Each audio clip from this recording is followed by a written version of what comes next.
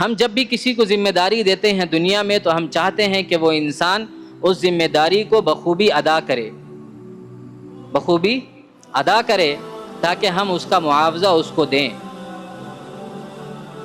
یہی حال ابھی مزدور ڈے ہے، اس میں بھی دیکھ لیجئے کہ آپ مزدور ڈے لوگ مناتے ہیں، ایک دن فادر ڈے مناتے ہیں، ایک دن مدر ڈے مناتے ہیں، ایک دن برتھ ڈے مناتے ہیں۔ یہ مسلمانوں کے اندر یہ ساری چیزیں کہاں سے آ گئیں؟ مسلمان اتنے بے وقوف کیسے ہو گئے کہ برتھ ڈے منانے لگ گئے، فادر ڈے، مدر ڈے، مزدور ڈے، ویمن ڈے، یہ ڈے ہو گئے ہیں۔ اب یہ مسلمان نہیں رہے ہیں۔ مسلمان اگر ہوں گے تو مسلمانوں کو یہ تعلیم دی گئی ہے کہ کوئی بھی مزدور آپ کے پاس جب آئے تو آپ اس کو پورا اس کا حق ادا کریں، پسینہ سوکھنے سے پہلے اس کی مزدوری عطا کریں۔ یہ ایک دن کے لیے نہیں ہے، یہ روزانہ اگر آپ کے پاس کوئی مزدور آیا ہے، مزدور کو یہاں تک کہ آپ ذرا سوچیں اسلام میں اس کا مقام و مرتبہ یہ بیان کیا گیا ہے کہ کوئی انسان اگر حلال کمانے والا ہے، کوئی انسان اگر حلال کمانے والا ہے تو وہ اللہ کا دوست ہے۔ آپ ذرا سوچیں۔ اور جو مزدور مزدوری کر رہا ہے، جس کے ماتحت ہے، جس انسان نے اسے مزدوری پر لگایا ہے، اس کو یہ حکم دیا گیا ہے کہ اس مزدور کا پسینہ سوکھے اس سے پہلے اس کی مزدوری عطا کر دو، اس کو دے دو مزدوری۔ آج ہمارا معاشرہ کہاں کھڑا ہے آپ ذرا سوچیں، چاہے وہ اسکول ہو، کالجز ہوں، گھر کے کام ہوں، گھر کے کام کاج ہوں، یا اس کے علاوہ جتنے بھی کام آدمی لوگ کراتے ہیں، کوئی ادھار باقی رکھتا ہے، کوئی نہیں دیتا ہے، کوئی کم کر لیتا ہے، کوئی کسی طرح کا بہانہ کر کے اس سے پیسہ کاٹ لیتا ہے۔ تو یہ ساری چیزیں اسلام کے منافی ہیں، اسلام میں اس کی کوئی اجازت نہیں ہے۔ اور ہم مزدور ڈے منا رہے ہیں، مزدور کو کہہ رہے ہیں کہ اگر آپ نہ ہوتے تو بلڈنگ نہ بنتی، آپ نہیں ہوتے تو ہم کام نہیں کرتے۔ یہ دکھلاوا ہے، یہ دکھلاوا ہے، یہ محض یہ کہہ لیجئے کہ اپنی اصل سے ہٹا کر کے ایک نقل کی طرف لگا دینا ہے کہ بس زبان سے کہہ دیا، ماں کے ساتھ مدر ڈے اسٹیٹس لگا دیا، فادر کے ساتھ فادر ڈے اسٹیٹس لگا دیا، اور وومن ڈے کے اندر وومن ڈے۔ آپ ذرا سوچیں کہ اسلام نے جو مقام و مرتبہ عورت کو دیا ہے، آپ کو معلوم ہوگا، اگر آپ سب سے بہترین دور نبی کا دور تھا جہاں پہ عورتیں تجارت بھی کرتی تھیں۔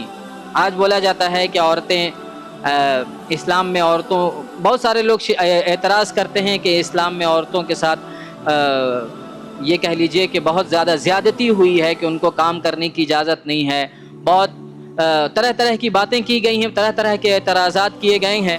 تو اب آپ ذرا سوچئے، اگر آپ اور ہم اگر اسلام کو گہرائی سے پڑھیں گے تو آپ اور ہم کیا یہ نہیں پائیں گے کہ حضرت خدیجہ رضی اللہ تعالی عنہا وومن میں سب سے بڑی بزنس وومن تھیں؟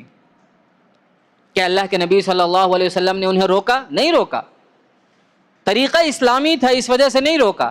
وہ گھر پہ رہتی، سامان ان کا کوئی دوسرا لے کر کے جاتا۔ آج بھی اگر عورتیں اگر چاہیں پردے میں رہ کر کے کوئی گھر سے سامان اگر تیار کر کے اس کو بیچیں، ڈیلیوری والا آ کر کے جائے اور لے کر آئے اور اس کو سامان جا کر کے بیچے، اسلام میں بالکل اس کی اجازت ہے، کوئی قباحت نہیں ہے۔ بس فرق یہ بتایا جاتا ہے کہ کہیں ایسا نہ ہو کہ اس بزنس کی وجہ سے، اس کام کی وجہ سے کہیں شوہر کے حقوق میں کمی واقع نہ ہو جائے، کہیں ایسا نہ ہو کہ بچوں کے حقوق میں کوئی کمی واقع ہو جائے، کہیں ایسا نہ ہو کہ گھر کا نظام جو ہے درہم برہم ہو جائے۔ اتنا ملوث ہونے سے اسلام منع کرتا ہے۔ اسلام کہیں اجازت ایسا نہیں کہتا ہے کہ نہیں عورتیں ہیں تو وہ کام نہیں کر سکتی ہیں، عورت ہے تو یہ نہیں کر سکتی، عورت ہے تو وہ نہیں کر سکتی۔ سب سے اچھا اسلام میں اللہ کے نبی صلی اللہ علیہ وسلم کا دور ہے۔ آپ ذرا سوچئے کہ حضرت عائشہ صدیقہ رضی اللہ تعالی عنہا ہیں، ان سے مرد حضرات تعلیم حاصل کر رہے ہیں۔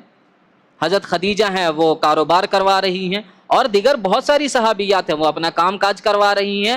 کئی صحابیات ہیں جو اپنا وہ دری سی رہی ہیں اور اسے دوسرے لوگ لے جا کر کے ملک شام میں بیچ رہے ہیں، کوئی کہاں لے کر کے جا کر کے بیچ رہے ہیں۔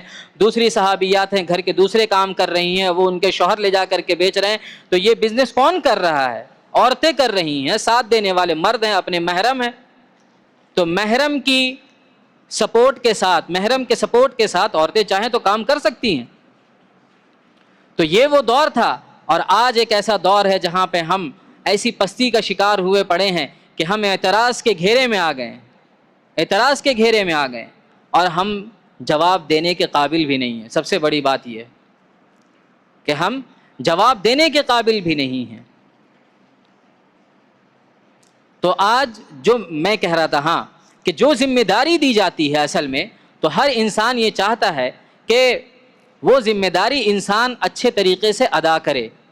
آپ مزدور کو رکھتے ہیں، آپ چاہتے ہیں کہ وہ مزدور پوری طریقے سے مزدوری کرے، اور مزدور چاہے گا کہ اس کو پوری مزدوری ملے۔